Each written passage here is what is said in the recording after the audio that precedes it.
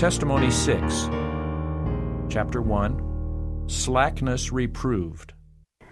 Further explanation from the appendix on this matter of slackness reproved and organization says, up to the year 1860, there had been no legal or church organization among the Sabbath-keeping Adventists.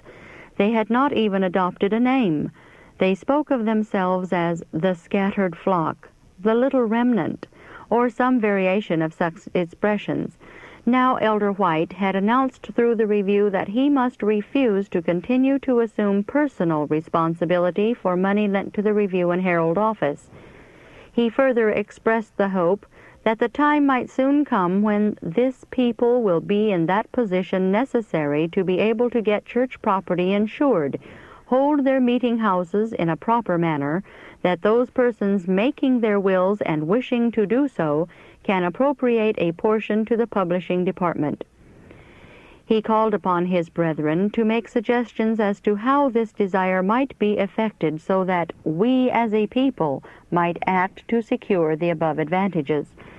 Among the first responses to this request was one from the Brother B referred to in this connection, in which he expressed his conviction that it would be wrong to incorporate as a religious body according to law.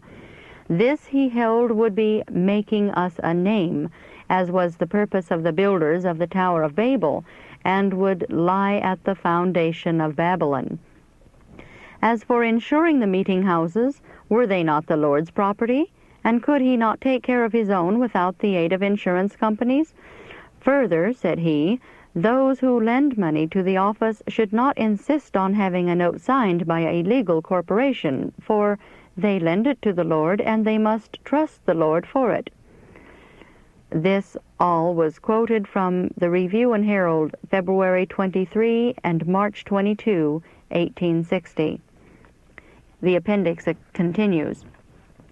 After much discussion, the misgivings regarding the propriety of legally organizing the publishing office were largely overcome, and at a conference held in September 1860, the Advent Review Publishing Association was formed.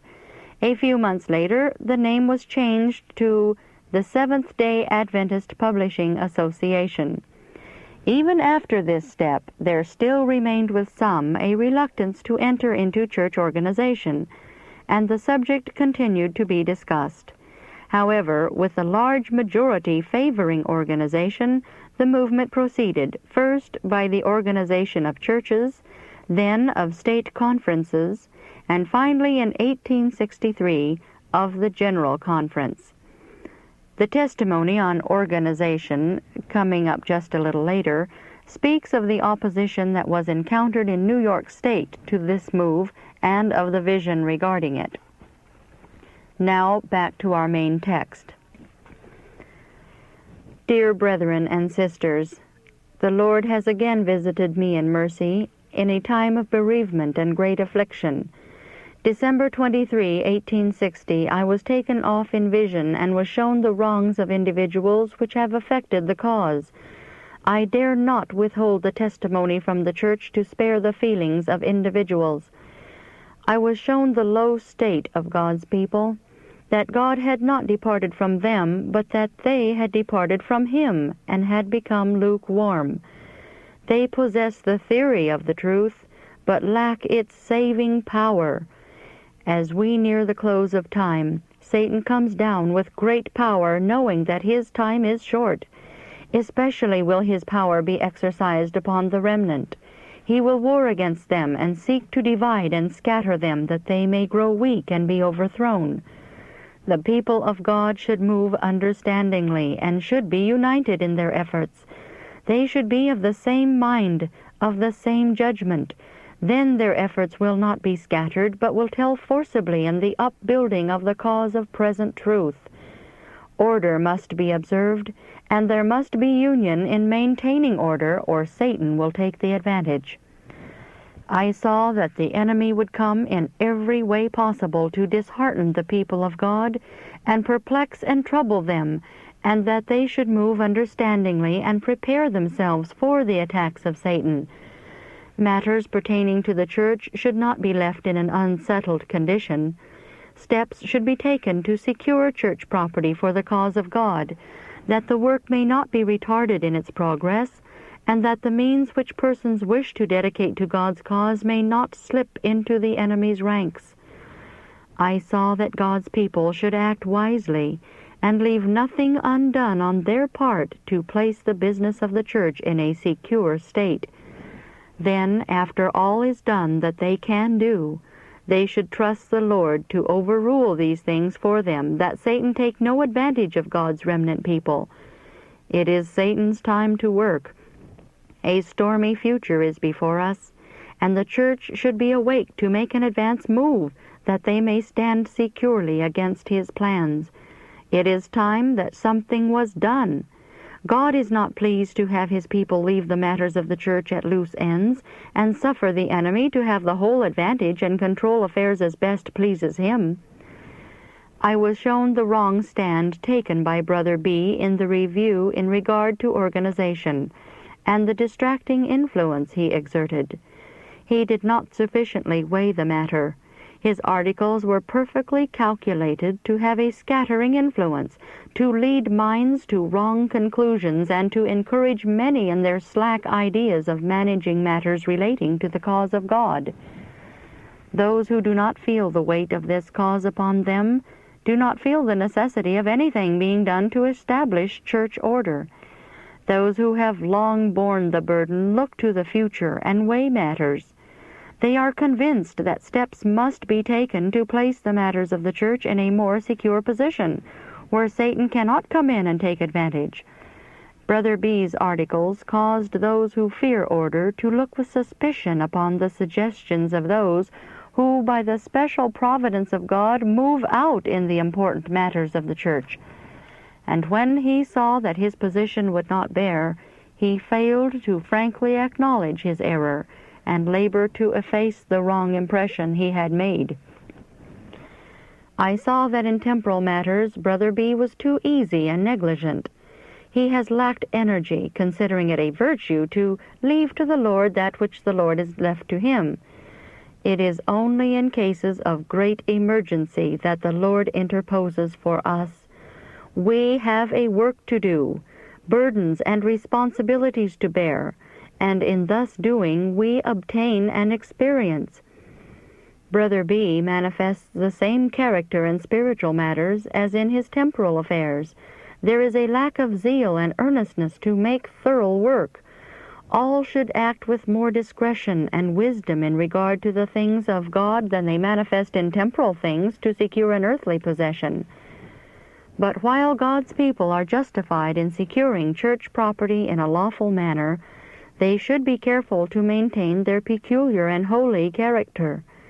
I saw that unconsecrated persons would take advantage of the position which the church has recently taken, and would overstep the bounds, carry matters to extremes, and wound the cause of God. Some will move without wisdom or judgment, engage in lawsuits that might be avoided, mingle with the world, partake of its spirit, and influence others to follow their example. One professed Christian who moves unadvisedly does much harm to the cause of present truth. Evil takes root much more readily than good, and flourishes when good and right languish unless carefully nourished. I was pointed back and saw that in every important move, every decision made or point gained by God's people, some have arisen to carry matters to extremes and to move in an extravagant manner, which has disgusted unbelievers, distressed God's people, and brought the cause of God into disrepute. The people whom God is leading out in these last days will be troubled with just such things, but much evil will be avoided if the ministers of Christ will be of one mind, united in their plans of action, and united in effort. If they will stand together, sustain one another, and faithfully rebuke and reprove wrong, they will soon cause it to wither. But Satan has controlled these matters very much. Private members and even preachers have sympathized with disaffected ones who have been reproved for their wrongs, and division of feeling has been the result.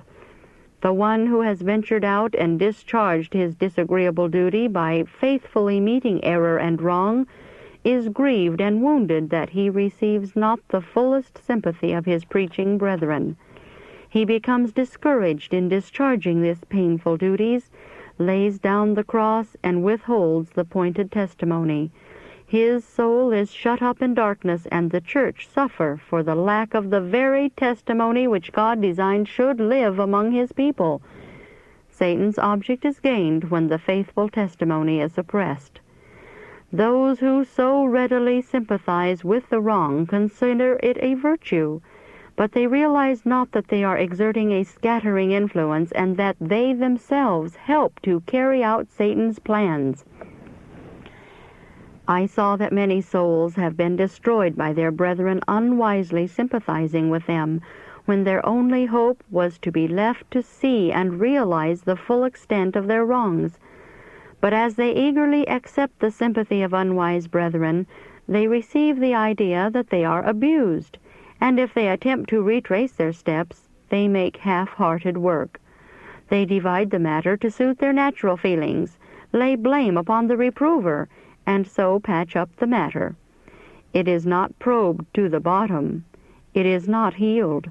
And they again fall into the same wrong because they were not left to feel the extent of their wrong and humble themselves before God and let Him build them up. False sympathizers have worked in direct opposition to the mind of Christ and ministering angels. Ministers of Christ should arise and engage in the work of God with all their energies. God's servants are not excused if they shun pointed testimony. They should reprove and rebuke wrong, and not suffer sin upon a brother.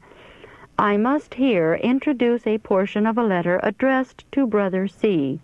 Quote, I was shown some things in regard to you. I saw that the living, pointed testimony had been crushed in the church. You have not been in harmony with the straight testimony. You have shunned to lay your hand decidedly upon wrong, and you have been tried with those who felt compelled to do so. Disaffected ones have had your sympathy. This has had a tendency to make you a weak man. You have not been in union with pointed, cutting testimony which has been sent home to the individual. God's servants are not excused if they shun pointed testimony. They must reprove and rebuke wrong, and not suffer sin upon a brother. You have often stretched out your hands to shield persons from the censure which they deserved, and the correction which the Lord designed they should have. If these persons fail to reform, their lack is set to your account. Instead of watching for their danger and warning them of it, you have cast your influence against those who have followed the convictions of duty and reproved and warned the erring. These are perilous times for the Church of God, and the greatest danger now is that of self-deception. Individuals professing to believe the truth are blind to their own danger and wrongs.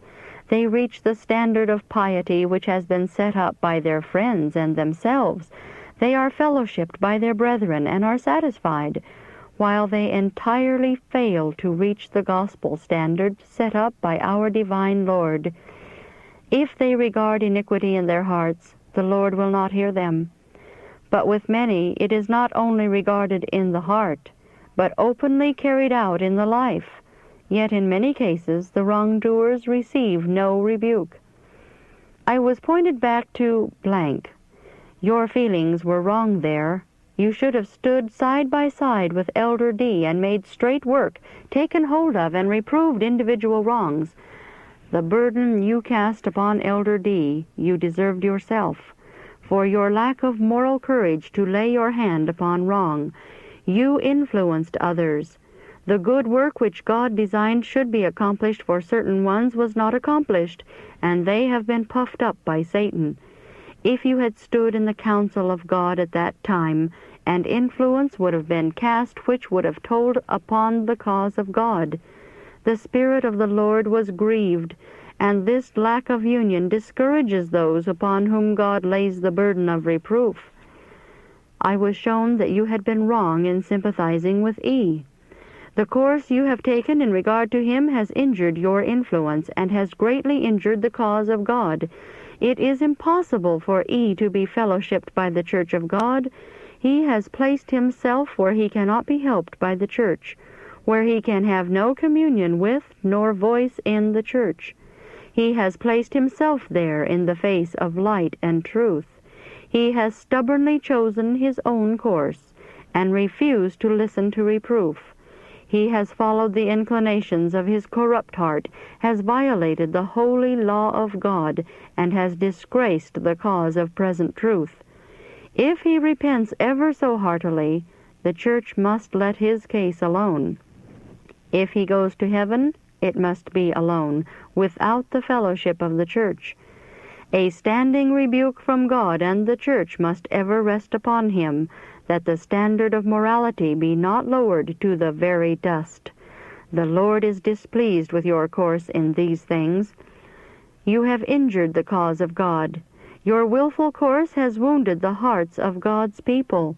Your influence encourages a slack state of things in the Church. You should bear a living, pointed testimony. Stand out of the way of the work of God. Step not in between God and his people. You have too long wrapped up the sharp testimony and stood opposed to the severe censure which God lays upon individual wrongs. God is correcting and proving and purifying his people. Stand out of the way that his work be not hindered. He will not accept a smooth testimony. Ministers must cry aloud and spare not. The Lord has given you a powerful testimony, calculated to strengthen the Church and arouse unbelievers. But these things wherein you lack must be corrected, or your testimony will become powerless, and your influence injure to the cause of God. The people look to you for an example. Do not mislead them. Let your influence be to correct wrongs in your family and in the Church." Unquote. I have been shown that the Lord is reviving the living, pointed testimony, which will develop character and purify the Church. But while we are commanded to separate from the world, it is not necessary that we become coarse and rough, and descend to common expressions and make our remarks as rude as possible. The truth is designed to elevate the receiver, to refine his taste and sanctify his judgment. There should be a continual effort to imitate the society we expect soon to join, namely, angels of God who have never fallen by sin. The character should be holy, the manners comely, the words without guile, and thus should we follow on step by step until we are fitted for translation.